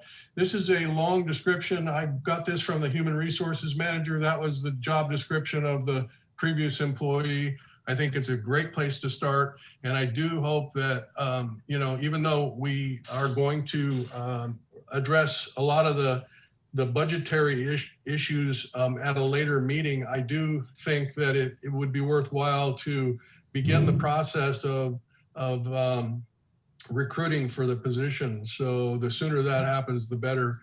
And then again, I want to emphasize, my goal is to get the county to do their job. Health and Human Services Agency has the social workers and the public health tools that are necessary to address the issues of homelessness. And hearing Rebecca Palmer state that the regional task force and other San Diego entities are going to engage community solutions is some of the best news that I've received. I have heard Roseanne Haggerty speak, and I think that her approach to addressing issues related to homelessness is the right way to attack this problem. We will end up with a great deal of empirical evidence, and I think that's critical for providing the naysayers with the answers to the issues that they raise. So without that empirical data, we, it's difficult to make our case, but I think that it's important that we take these steps, and I'm going to support the adoption of this homeless action plan and the establishment of a housing manager. Okay, thank you. What's the year of this document, Tony, that you have up here? Does it say? Well, it was 2013 that he retired, but this is from, I think, Tom Bukowski, the human resources manager, said it was from 2008. And it wasn't certain that it was the last job description that Ron worked under, but it hits on all the key points that I think are critical. And Ron was very good at his job. And I think that letting his position go unfilled was a terrible mistake. And I think that this council would be wise to rectify that mistake. Okay, well, thank you. Councilmember Hinsey. Thanks. So all I wanted to add was I do support staff's recommendation. And one thing that I hope we can loop into the motion tonight is that we direct staff to specifically engage Encinitas 101 Main Street and the HOPE team to come up with a strategy that they feel the city and the HOPE team members are responsive. Because I've been meeting with the downtown merchants, and so has the city manager, pretty much consistently every other week for the last couple of weeks. And we've come with a lot of solutions. For example, Urban Sea had somebody who was using their electricity and living out of their car. And all it took was an email to Jennifer Gates to send Stivan down to give that person a jump to their car so that they were self-sufficient, could move on their own. And I know that there's some talk among the E101 directors that they want to hire their own specific security that would be monitoring some of the downtown businesses. And I hope that we can work with them enough that they can find the services that we already are engaging, that's more of the proactive community connection with folks like Stivan, clinical social workers, our county representatives, to mitigate those problems so that they don't find themselves in need of hiring private security. Okay, thank you. Councilmember Mosca.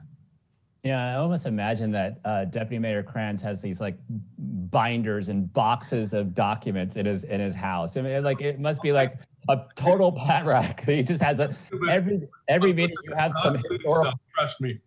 It's always a historical document. So we miss the days that we actually receive documents, because we don't actually receive documents to save anymore.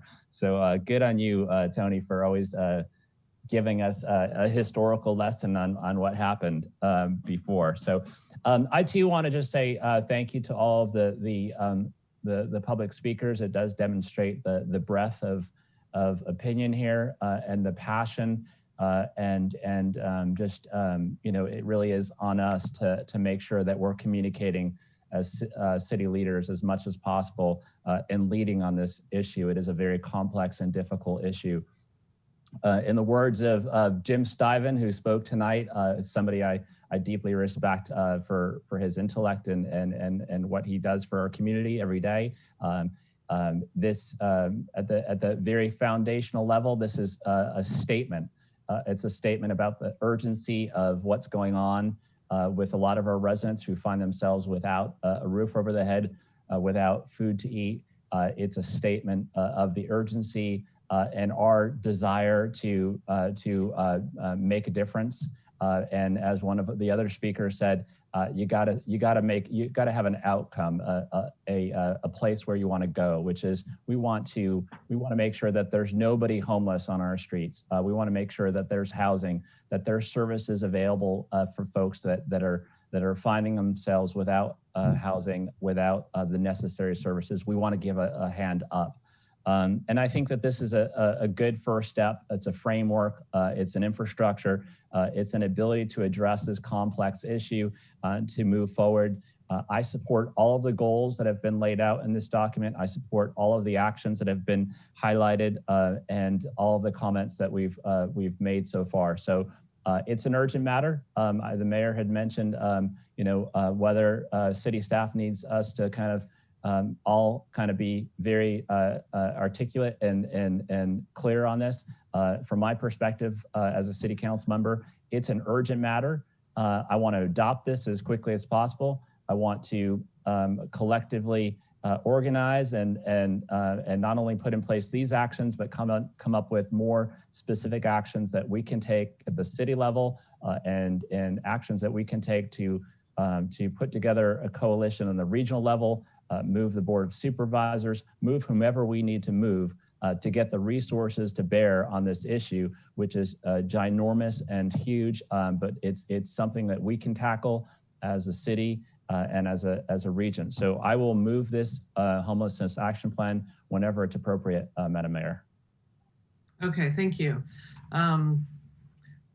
I will go ahead and second that and make a few comments and maybe make a couple of small tweaks. So, well, first I just want to say in my comments that I do fully support this homeless action plan, and I'm grateful to the professional staff and to LASAR and to our community who participated in offering feedback to try to make it as good as possible and really get us moving forward. I think one of the speakers, Teresa Roberts, said it's welcome and overdue. And I think that that is a good description of it. I'm eager to get started. My colleague, Council Member Mosca, said that this is the infrastructure we need, and I think that that's all correct. You know, another speaker, Bob Ayers, was talking about the different types of parks, the different types of things that we have in the city, and that one particular solution is not going to be able to handle it. And so we needed a variety of solutions. And I think to the Deputy Mayor's point about we want the county to do their job, I think that was, we want to encourage the county to do their job. I think that's what you said.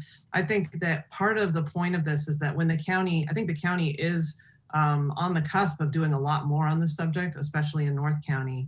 And what we as a city, we want to be positioned so that we understand what we want.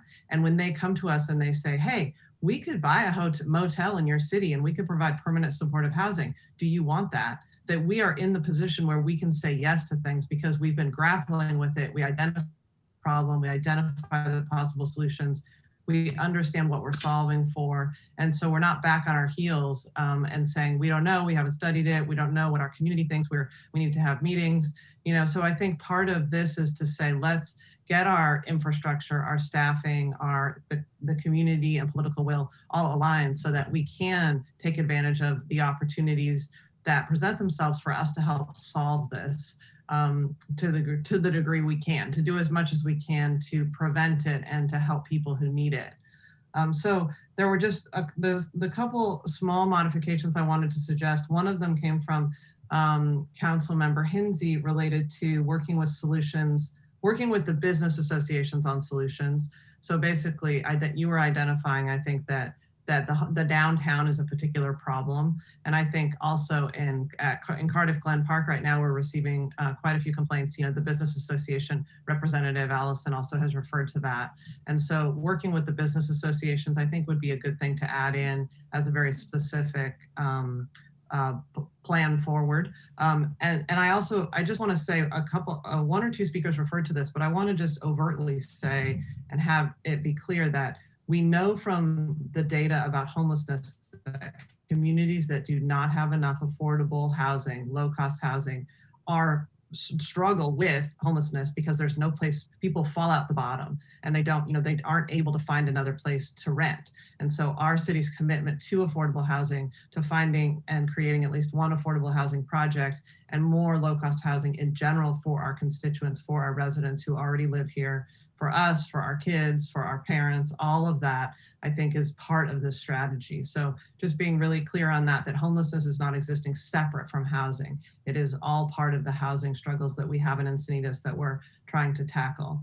And then, the one other thing that I just wanted to mention is that in goal 1, when it talks about eliminating homelessness, that always irks me because I feel like it's just completely impractical. And I would rather have our statements be tied to reality. Like, I think we should, use the language that we're reducing homelessness instead of eliminating homelessness, because there's no communities have been able to do that completely. So a reduction, I think, is a better term. So the other thing, and then I wanted to know if you want this in the motion, City Manager, is that there were a couple comments from my colleagues about recruiting for this position now. And I think that's an important thing, that we don't wait for the July 1 budget to start the process. So do you need that to be part of the motion, or is direction acceptable? You know, if you could, thank you, Madam Mayor, if you could put it as part of the direction, we would still fund it beginning July 1, because it takes some time to recruit the right person for this. The other option would be for us to bring back a budget adjustment to pay for it ahead of the budget. Either way, we can start the recruitment. If you make a motion that we can do that, we would just simply indicate in the post that the funding would be available on July 1. We're flexible, whatever works best for you. Okay, well, it takes about 3 months to recruit, so. Okay, so I think maybe if we just directed start the hiring process immediately, and then however it worked out, if you needed to do the budget adjustment or do it in the next fiscal year, that would give you the flexibility you need. Yes, ma'am.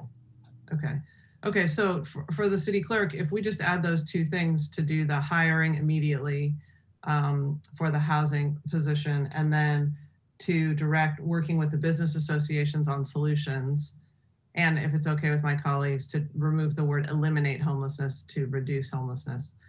I would part to eliminate homelessness. Part of the strategy that Rebecca Palmer brought up, the Built for Zero, is to create all these systems with the goal of eliminating homelessness as the end goal. And so I think what I attempted to communicate at the beginning of the meeting is that we should be working towards the goal to get to zero, because that way, whoever we hire, it's going to be time sensitive. There's going to be these opportunities to say, have we reduced the number that we have? Are we closer to zero? How can we change the strategy to get to zero? So I'll just offer that for consideration. Okay, that's fine. If you have alternate views of looking at it, so you like it as an aspirational goal, and that's totally fine. And I'll just drop that. It's fine. Yeah, Community Solutions refers to it as functional zero. And that's because there's a dynamic process where, once you get to zero, there's somebody who becomes homeless. So it's functional zero. Okay, great. So there are just those two.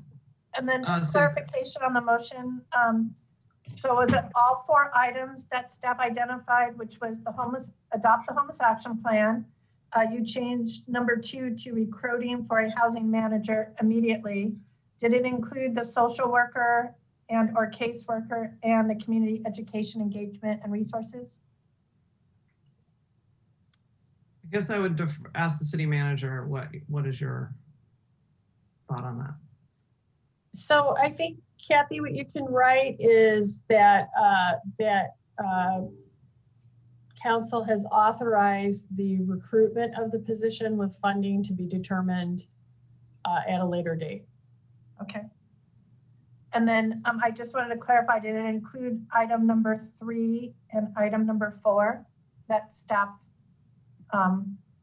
wanted council to consider for the first year of the plan? Let me go back to the recommended action page.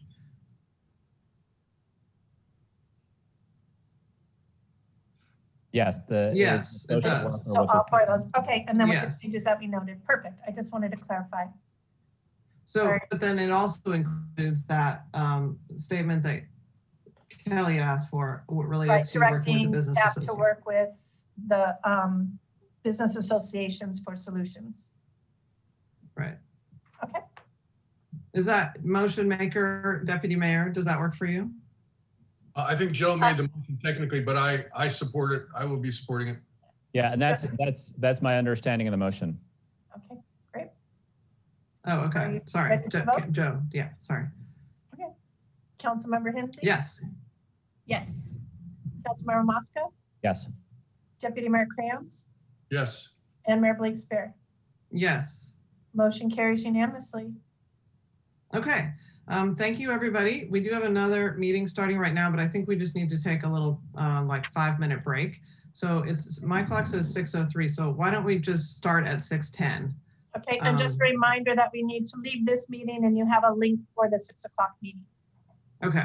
Okay, great. Well, thank you. We'll see you at 6:10. Thank you, everybody. Thank you.